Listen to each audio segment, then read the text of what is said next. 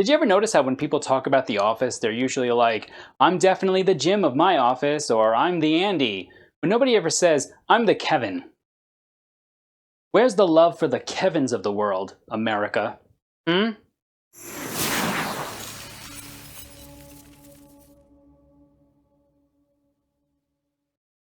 Now before we get into the meat of this video, go ahead and hit the subscribe button for me and turn on notifications. I come out with new content every week. In the spring to summer of 2018, The Office actually accounted for 3% of all minutes viewed on Netflix. That's millions of people who have, or is it whom have? It's a made-up word used to trick students. Thanks for clearing that up, Creed. Millions of people have been binge watching this show since it went off the air back in 2013, and this renaissance of viewership has not gone unnoticed by the cast of The Office themselves. But the real question is, why has it become so popular again? I think we're tempted to say that it's the jokes, right? In an age where language is so carefully monitored, The Office just simply lets the jokes fly, and we love it for that. However, I think the jokes here are a bit of a red herring. I think the real reason why the show is so popular right now is because of the heart. In a recent conversation between Rainn Wilson and John Krasinski on the show Soul Pancake, they discussed this phenomenon. They recall that Greg Daniels, a producer and writer on the show, used to tell them that every episode should have roughly 90% jokes and at least 10% heart. And according to Wilson, it's this 10% heart that keeps people coming back to the show over and over again. Without the heart of the show, the jokes would likely fall flat and come across as ill-intended. Ask yourself this question: when you're laughing your butt off at these episodes, are you laughing at the jokes or are you laughing at the characters telling the joke? Because there's a major distinction to be made here. The writers and the actors of The Office did a phenomenal job of setting up just enough backstory for each character that you felt a nice connection to them. You felt like you knew them at least enough to be able to laugh with them and sometimes laugh at them. Additionally, you always felt like there was at least some good intentions in every character. Well, almost any character. Then again, Ryan did save us from www.creedthoughts.gov/www.creedthoughts.com. Boy, I can't believe I got that one out. One take.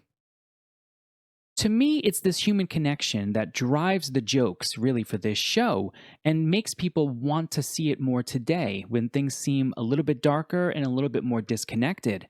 That being said, I'm going to give you 3 of my favorite scenes that I think are really underappreciated in terms of how much they build that heart, that human connection with its audience. Now, the first scene involves Jim and Pam. For much of the series, the Jim and Pam romantic storyline is quite charming, quite magical, and really just enjoyable. I still remember when their wedding episode finally aired live. It pretty much lived up to the hype, but that's not the episode that I want to talk about here. The episode that I'm referring to that I think is really underappreciated is when Jim buys Pam the house. You see, I've been here before. Not that I bought a house without consulting my wife, but I've tried to make romantic gestures before that in the beginning seem like, oh man, this is going to be great. It's going to be the greatest romantic gesture ever. Then as you move throughout the day, you start to think to yourself, maybe this isn't going to be so great. Maybe it'll just be good. And as you get closer to the actual reveal of that gesture, you finally hit the stage of, this was a bad idea. I shouldn't have done this. You know what? It's a mistake. The real beautiful moment here is Pam's reaction. She's so happy, but it's not just happy with the house, right? She's happy in terms of the gesture itself. She shows her faith in Jim, and she shows that she understands that this gesture comes out of a want to build a life, quite literally, around her. Plus, there's this awesome picture of a clown. Now, my second most underappreciated scene of heart in The Office has to do with Kevin.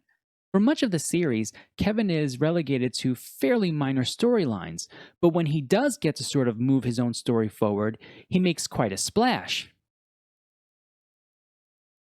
When the employers for W.B. Jones Construction Company start taking all of Dunder Mifflin's parking spaces, Kevin and Andy go into action. Now, Kevin and Andy are able to win back the parking spaces for their coworkers, and it's this nice kind of fun moment. In fact, for much of the episode, it's pretty much business as usual in terms of our laughs. until you get to Kevin's testimonial at the end. Kevin sits down in front of the camera and admits to us that things have not been going well for him since Stacy left. And then he just gives us this beautifully human smile and tells us, it's just nice to win one. At that moment, we really connect with Kevin because I think we've been there. Sometimes it is just nice to win one. Smallish victories can be the most important ones because they keep us moving forward in life when everything seems at the moment to be trying to pull us back. Now, the last scene that I want to discuss involves the man, the myth, the legend, Michael Scott. And I remember when this episode aired the first time, it changed the entire tenor of the show for me. Pam, the artist of The Office, has her paintings hanging in an art show, and just as she's about to pull them all down because nobody came to visit her, in walks Michael Scott in the last minute. The man who makes more mistakes, says the most ridiculous things, and in most situations is the person with the lowest social IQ. In walks Michael Scott, and he makes it known that Pam's work, not just the end product itself, but the work that she put into it, has value. In that moment, Michael reinforces Pam as a valued part of their community.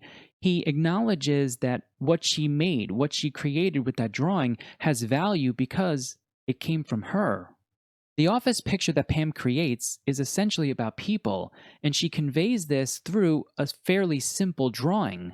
The simplicity of Pam's drawing actually parallels Michael in a lot of ways. You see all the ways that Michael Scott complicates the lives of his coworkers and family and friends.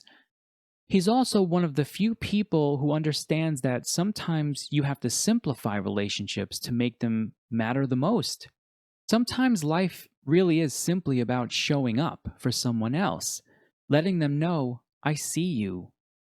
I could be anywhere else right now, but I'm here with you, sharing my time and my space. Thank you for sharing your time and space with me, viewers. Until next time, keep laughing and keep smiling.